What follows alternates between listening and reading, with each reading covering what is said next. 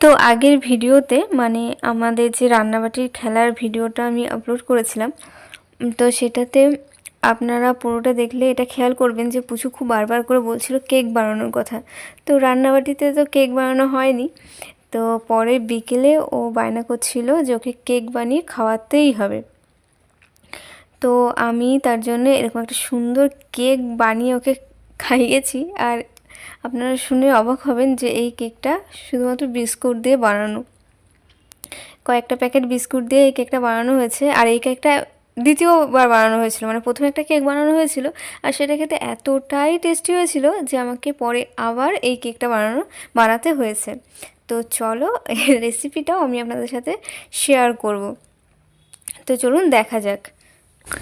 তো প্রথম কেকটা বানানোর সময় আমি ভিডিওটা করেছিলাম, আর এখানে আমি নিয়েছিলাম 4 প্যাকেট মতন বাটার বিস্কুট। আর তার আগে করতে হবে কি, একটু বালি, কড়াইতে একটু বালি নিয়েছি আর বালিটাকে এরকম গরম করার জন্য ঢেকে রেখে দিয়েছি যাতে ভালোভাবে একটু গরম হয়ে যায়।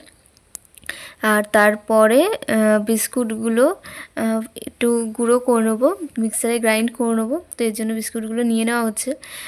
প্রথমে 4টে বিস্কুট দিয়ে করেছিলাম, 4টে বাটার বিস্কুট দিয়ে করেছিলাম। তো সেটা ছোটো করা হয়েছিল কেকটা। তো তারপরে আরও 5 প্যাকেট বাটার বিস্কুট প্লাস খানিকটা এমনি মেরি বিস্কুট দিয়েছিলাম। তো সেই কেকটা হয়েছিল বড়। তো চলো এখানে এই যে গ্রাইন্ড করে নিয়েছি বিস্কুটগুলো, একদম গুঁড়ো গুঁড়ো করে নিয়েছি। আর সেই বিস্কুটগুলো ঢেলে নিচ্ছি গুঁড়োটা। আর এই কেকটা ইউটিউবে প্রচুর রেসিপি আছে এই কেকটারই, কিন্তু এটা আমি এই যে বানাচ্ছি। তো এখানে নিয়ে নিয়েছি দুধ, একদম ঠান্ডা ছিল, দুধটা ফ্রিজ থেকে বার করে নেওয়া হয়েছে।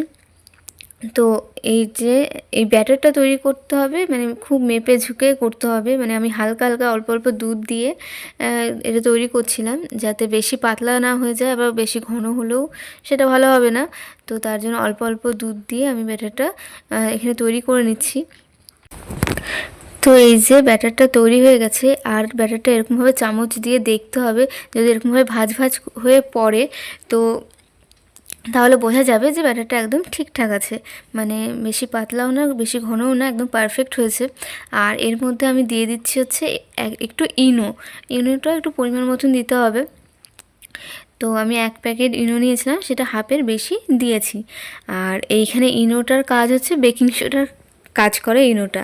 মানে আমাদের তো ধরো বাড়িতে বানানো কেক হয় না, তো বাড়িতে বেকিং সোডা বা বেকিং পাউডার কোনো কিছুই নেই। আর এটা করা যেত ডিম টিম দিয়ে করা যেত, ময়দা দিয়ে, কিন্তু আমাদের বাড়িতে সেরকম কিছুই ছিল না। আর হঠাৎ করেই প্রচুর বায়না কেক খাবে, তো এইসব কিছুই বাড়িতে ছিল না। তো আমি এইরকম শর্টকাটে বানিয়ে দিয়েছি। তো ব্যাটারটা রেডি হয়ে গেছে, আর ব্যাটারটা দেখতে কি দারুণ লাগছে না। তো এই যে আমি ঢেলে নিচ্ছি এরকম ফয়েল কন্টেনারে, ব্যাটারটা ঢেলে নিয়েছি। আর এর মধ্যে কিছু ড্রাই ফ্রুটস দিয়ে দিলে সেটা হয়ে যাবে ফ্রুট কেক। কিন্তু আমাদের বাড়িতে ড্রাই ফ্রুটস সেরকম ছিল না, কিছু কাজু ছিল, কাজু দিয়ে দিচ্ছি। আর পুচু কিশমিশ খায় না ভালো, তো তার জন্য কিশমিশটা দিইনি, শুধু কাজুটাই ওপর দিয়ে দিয়ে দিলাম। আর বলেছিলাম কিশমিশের কথা, কিন্তু ও বলছে আমি কিশমিশ খাই না, তো কিশমিশ দেওয়া যাবে না। তো এখানে একটু চকলেট থাকলেও ভালো হতো, চকলেট দিলেও সেটা দেখে টেস্টি হতো, কিন্তু কিছু চকলেটটাও ছিল না। তো এই যে আমি কড়াইটা গরম হয়ে গেছে, তো মানে বালিটা গরম হয়ে গেছে, তো তার উপর বসিয়ে দিলাম। এটা হতে প্রচুর টাইম লাগে। আর মানে আমি যে ঢাকা দিচ্ছিলাম, ঢাকাটা দিয়ে হালকা একটু মানে হাওয়া ঢুকছিল, যার কারণে ওটা প্রচুর টাইম লেগেছিলো হতে, প্রায় 20 to 30 মিনিটস বা তারও বেশি সময় লেগেছিল এটা হতে। তো এই যে আমি বসিয়ে দিয়ে খানিক পুচুর সাথেই গল্প করছিলাম।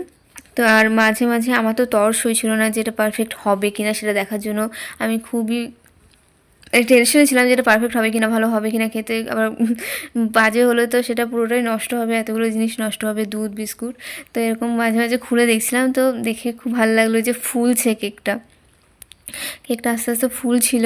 তো আমি 2বার মতন চেক করে দেখেছি, এরকম একটু পরপর খানিকক্ষণ পরপর এসে এসে দেখেছি। তো এই যে কেকটা বেশ ভালোই ফুলেছিল। এটা ছিল প্রথম কেকটা, ব্যাপক হয়েছিল, দেখতেই ভালো লাগছে। আর তারপরে এই যে কেকটা অনেকক্ষণ পর, মানে তখন ঠান্ডা হয়ে গেছিলো কেকটা, এরকম যখন দেখলাম যে হয়ে গেছে তখন আমি বন্ধ করে দিয়ে চলে গেছিলাম বাইরে। তো পরে সন্ধেবেলা এসে দেখি কেকটা এরকম হয়ে আছে। তো এই কেকটা এখন কাটা হবে।